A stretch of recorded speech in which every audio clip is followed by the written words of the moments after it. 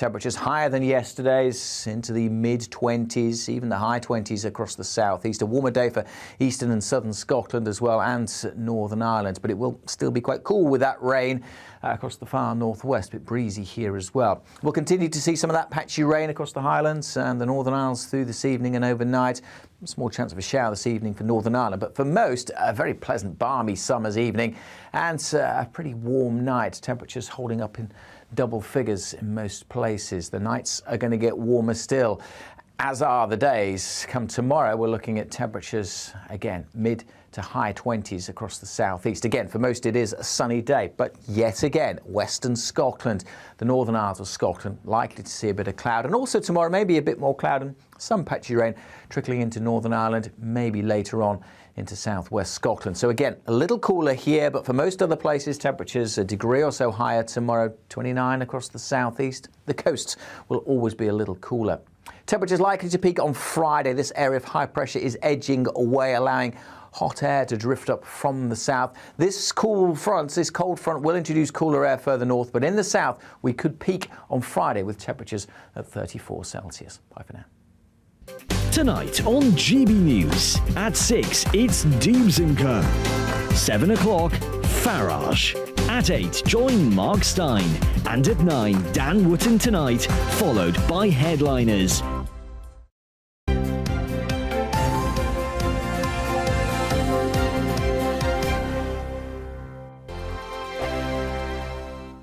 We are GB News. We're right across this great nation. On TV, on radio, on digital. Absolutely everywhere. We don't talk down to you. We embrace all voices. With honest and civilised conversation. We're not part of the establishment. We're one of you. And we're only getting started. Join us on GB News, the People's Channel. Britain's news channel. Every morning from 6 o'clock, we'll wake you up with GB News Breakfast with all the stories you didn't know from the night before. So whether it's serious news, entertainment, or your own views from all over our great nation, we're here to kick off your day with a smile. And the national media should be reflecting and reporting what's happening here. You will notice the northwestern accents. Whether you're with us on TV, radio, or online, every morning, it's breakfast from 6 a.m. Hope you can join us.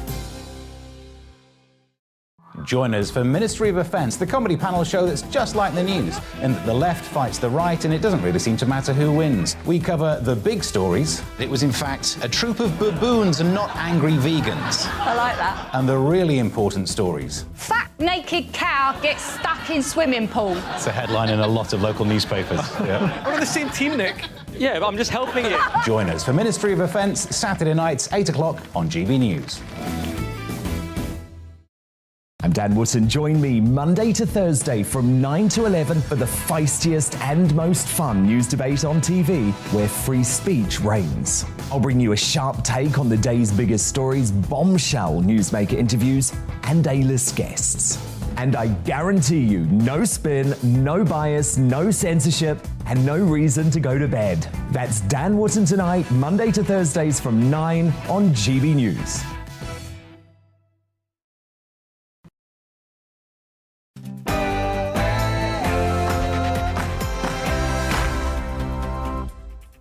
A very good morning and welcome to The Briefing with me, Tom Harwood. Today we get the very latest on that Rwanda flight. Are our politicians being blocked by foreign judges? Also, Scottish separatism back on the menu. How will Nicola Sturgeon attempt to break up our United Kingdom? And finally, we explore the Brexit bust-up with the EU. What's going on in Northern Ireland? We'll have it all here after the headlines.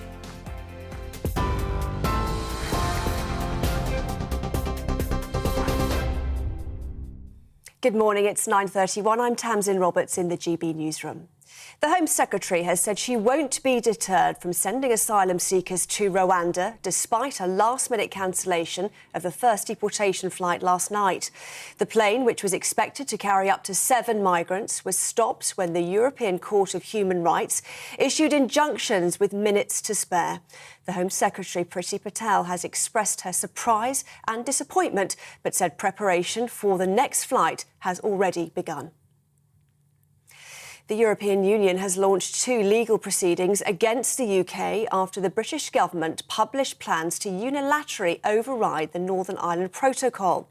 The Prime Minister has downplayed changes to the post-Brexit agreement, which will reduce checks on goods, as not a big deal. The Department for Work and Pensions says 8 million households will receive the first part of their cost of living payment on the 14th of July. A £326 instalment will be paid into the bank accounts of low-income households on benefits. A second portion of the £650 payment will follow in the autumn. A second suspect has been arrested over the disappearances of British journalist Dom Phillips and Indigenous expert Bruno Pereira, who went missing in the Amazon. Police in Brazil say the suspect was the brother of the first suspect arrested. The Brazilian ambassador to the UK has apologised to Mr Phillips' family after incorrectly telling them a body had been found. Today is expected to be the hottest day of the year, with predicted highs of 28 degrees. The Met Office and UK Health Security Agency have issued a level 2 heat health alert for large parts of southern and central England, as temperatures are expected to reach 34 degrees later this week. TV, online and DAB+ radio, this is GB News. Now it's back to the briefing with Tom Harwood.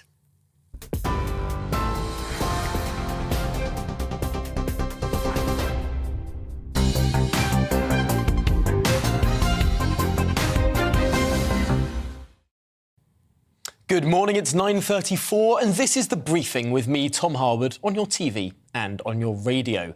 Now, the biggest story of the day, of course, the first UK asylum flight to Rwanda was cancelled last night, just 30 minutes before takeoff. The European Court of Human Rights, an entity distinct, of course, from the European Union, blocked the removal of one of the 7 passengers on the flight, leading to a series of further legal actions and the removal of those remaining 6 passengers on board. The failed flight is reported to have cost £500,000, not including legal fees. Well, Home Secretary Priti Patel said she was disappointed.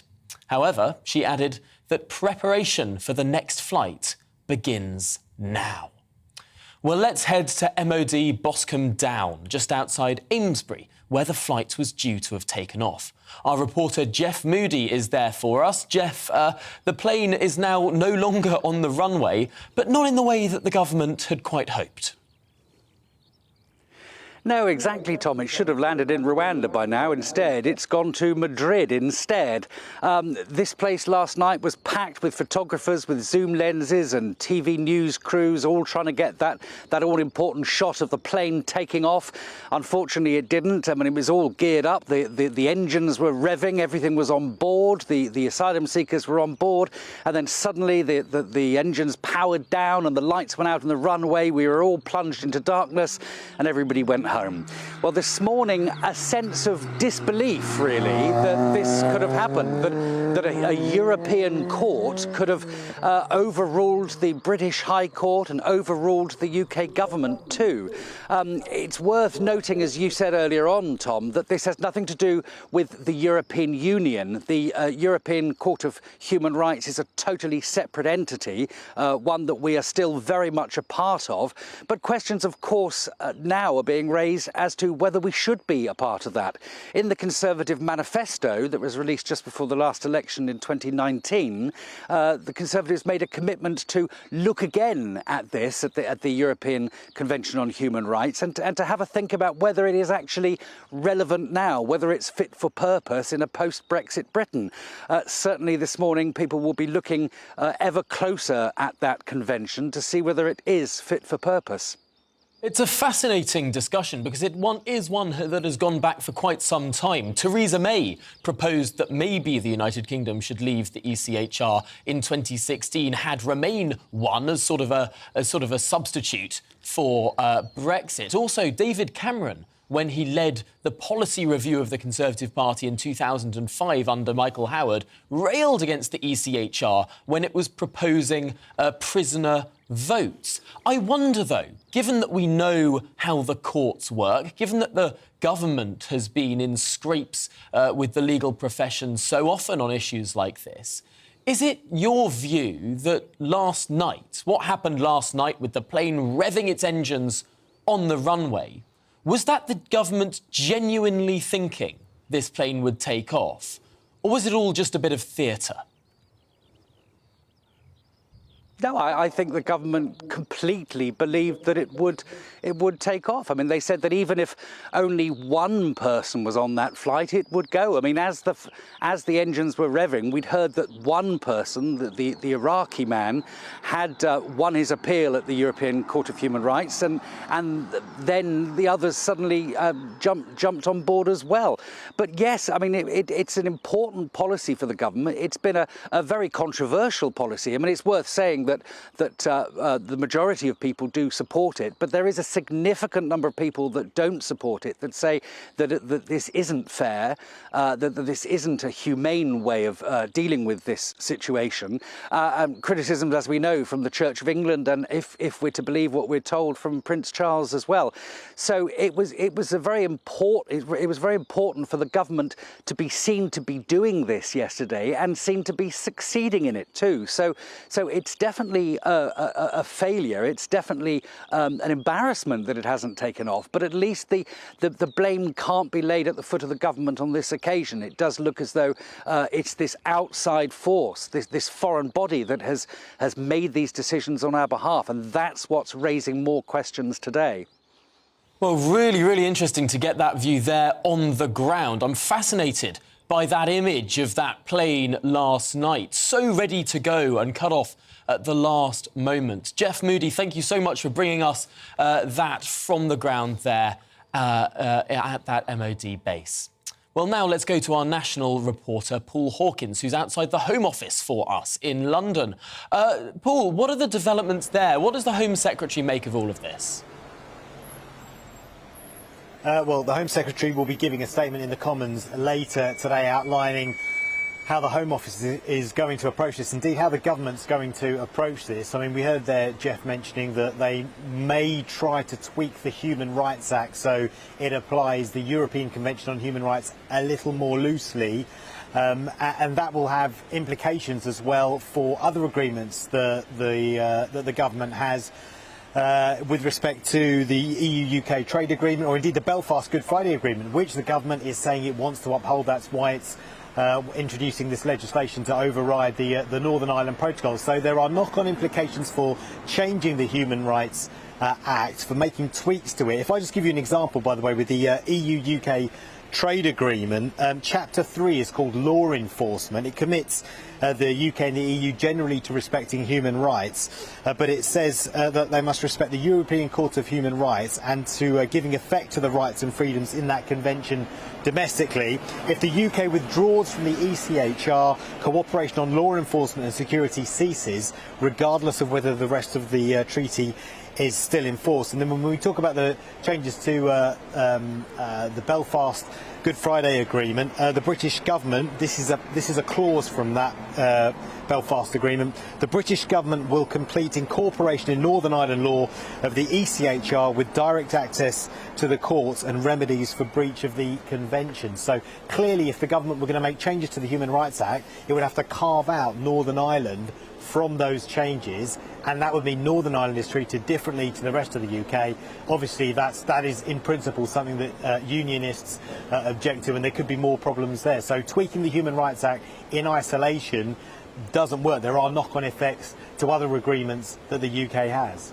Really interesting there, of course, because there's been so much discussion about the ECHR for so long. It's interesting to note that just about every single country in Europe is a member of the ECHR, although some countries sort of take their rulings with a pinch of salt, or with a greater pinch of salt than others. It was only this year that Russia left the ECHR. So for 2 decades under Vladimir Putin, with everything that was going on in Russia, they were still a signatory. Yeah, absolutely. Yeah. So how closely you follow it depends on who you are. And indeed, Russia has started that process of withdrawal. That'll be completed by the end of the year. Critics would say, look, they would say to the UK government, you can't be lecturing to Russia about following human rights and sticking to the ECHR if you're not prepared to do that yourself, and if you're thinking about pulling out of the European Convention on Human Rights. I think that would be the nuclear option, the dynamite option. I don't think they're going to go for that. That would be highly controversial. Probably more likely is that they make tweaks to the Human Rights Act, which puts into British law the European Convention on Human Rights, and that they try to loosen it so they can still enact this policy of flying people to Rwanda but remain within the bounds of legalities. Obviously, they've then got to make sure that that law then doesn't compromise the Belfast Agreement, doesn't compromise the UK-EU trade agreement. So there's a lot for the government to get involved with, and there's a lot for lawyers to pore over. As ever, it's always with the lawyers. But we are expecting, I should say, to hear from Priti Patel later today in the House of Commons. So it'll be really interesting to see how the Home Office move forward on this one.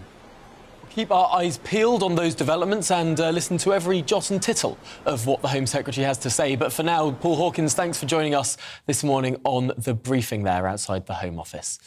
Well, now to the Constitution. Yesterday, Scottish First Minister Nicola Sturgeon unveiled a new plan to partition our island in her latest attempt to break up the Union.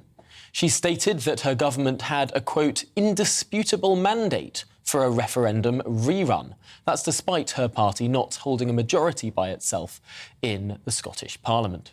She added it was now time to set out a different and better vision for Scotland. But without agreement from Westminster, Sturgeon has no power to unilaterally declare a referendum. So could we be in store for a significant Holyrood-Westminster bust-up? Well, joining me now outside the Commons is the Scottish Conservative MP and former Conservative Party Vice Chair, Andrew Bowie. Thanks for joining us, Andrew. First of all, I want to get to the bottom of what caused this. Why now? Isn't Sturgeon simply taking advantage of division in Westminster?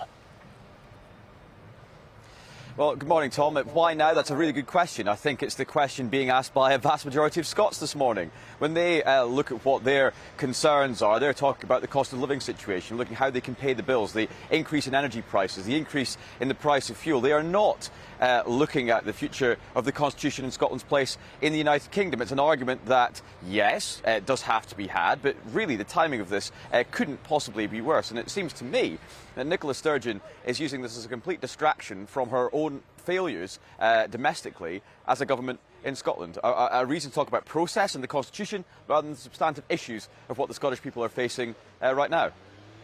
It's interesting looking at what's going on with the plans for a potential referendum.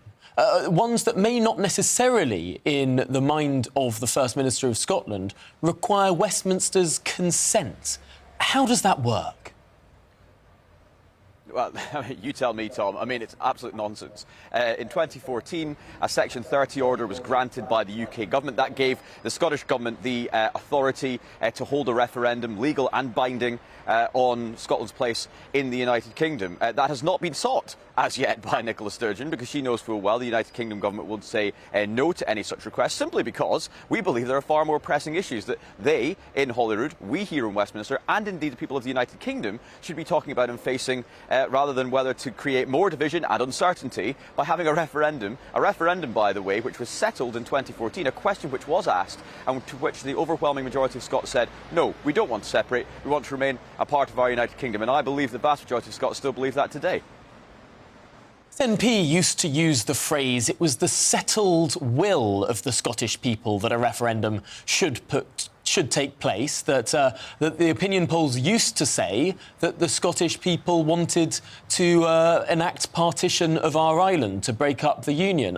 They don't quite say that anymore. Why is that?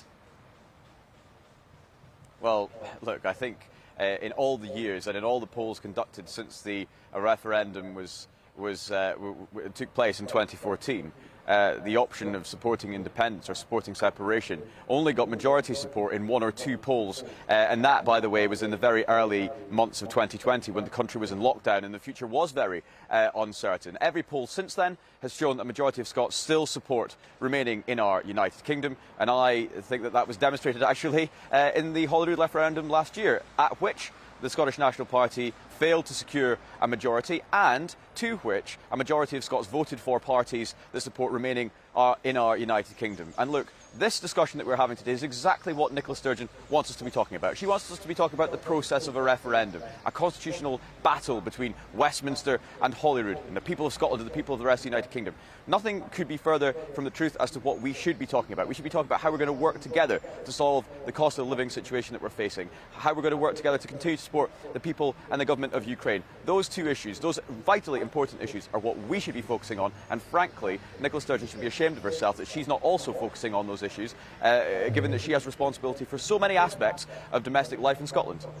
Those issues may well be what you should be focusing on in Westminster. However, the last couple of weeks in Westminster have seemed to be a bit introspective, a bit of a psychodrama, not least within the Conservative Party. Has this given space to Nicola Sturgeon to have her own psychodrama within her own party? Nicola Sturgeon would take a change of weather as a substantial change that would warrant another independence referendum being put. The situation in the Conservative Party is what it is. It will resolve itself, as it always does. This is a much bigger question. This is a question of who we are as a people, who we are as a nation, and where we want to go in the future. And in 2014, the Scottish people overwhelmingly decided that they thought their future was better as a part of our United Kingdom. I agreed with them then, I still agree with them now, and I do not think this question needs to be put when there are so many other issues that we should be focused on and talking about. Just while we have you, Andrew Bowie, there is another issue, of course, today dominating headlines, and that is, of course, that flight that failed to take asylum seekers to Rwanda. We're expecting a statement from the Home Secretary later today. What are the mood on the Conservative benches about the farce that took place last night? I don't think you could describe it as a farce. Obviously, we're very disappointed that flight did not take off and take those people to Rwanda as it should have done.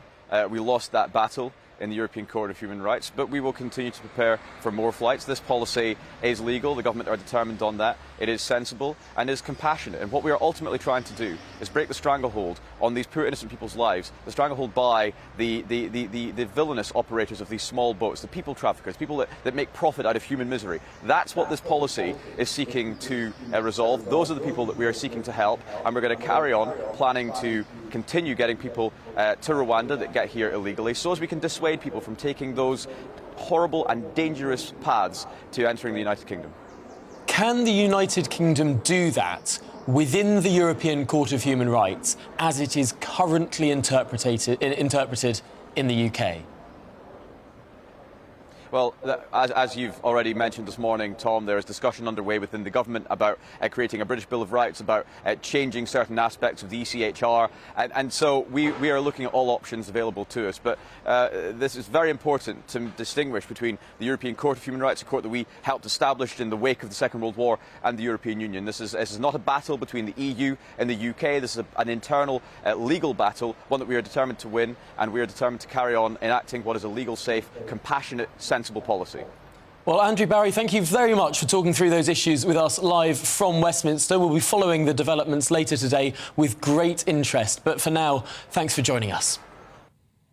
Well, now the UK has unveiled a plan to scrap key aspects of the Northern Ireland Protocol, of course, which governs the trade of goods within the United Kingdom between NI and GB, preventing a hard border also across the island of Ireland. Foreign Secretary Liz Truss says that the majority of people in Northern Ireland believe the protocol needs to be changed. But the EU is planning to launch legal action against the UK. The government will continue to defend its plans to scrap parts of the deal that it signed, making it easier for goods to move between Britain and Northern Ireland. But what legal and political issues could this present? What are the complications and potentially consequences of acting unilaterally on this issue? Well, joining me now is John Tong, Professor of British and Irish Politics at the University of Liverpool. Thanks for joining us this morning. It's a bold move from the government to put forward legislation that would change things unilaterally. Is there much precedent for the government acting this way when it comes to international agreements? Not really. We are in uncharted waters here. You can see why the government has done what it's done. It says the protocol isn't working, and you've had the collapse of devolved power sharing. You've had the collapse of the Good Friday Agreement institutions in Northern Ireland. Given that the protocol was designed to preserve the Good Friday political institutions, there is a paradox at play here. I mean, the government has introduced domestic legislation to override the protocol, partly because it doesn't believe, I think, really in the protocol, and secondly, to get unionists back into devolved power sharing in Northern Ireland. In that sense, I think the government will be disappointed in the short term because it's 2.5 weeks now until the Northern Ireland Assembly breaks up for the summer recess anyway. So I think the chances of the DUP going back into the institutions at this stage are pretty slim.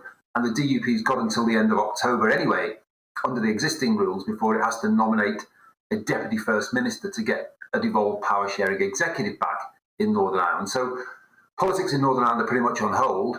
The government's legislation this week is designed to restore that devolved power sharing.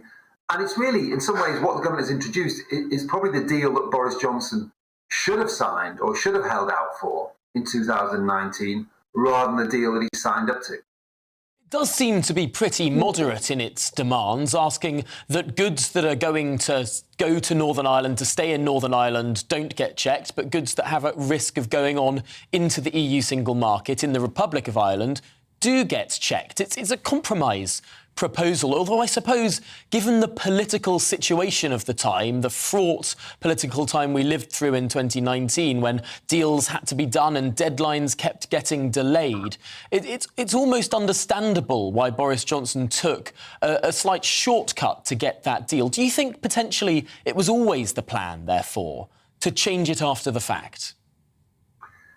Well, Boris Johnson took the shortcut to get Brexit done. It was a famous and very successful election-winning slogan, but Brexit wasn't done for Northern Ireland because Northern Ireland remains under EU rules. It is, in some ways, an annex of the EU. Now, it should be said, a majority in Northern Ireland voted to remain, and 2/3 of voters at the Assembly election last month voted for parties that are in favour of the protocol. But unionists are bitterly opposed to the protocol. They don't understand why a border has been put between Great Britain and Northern Ireland.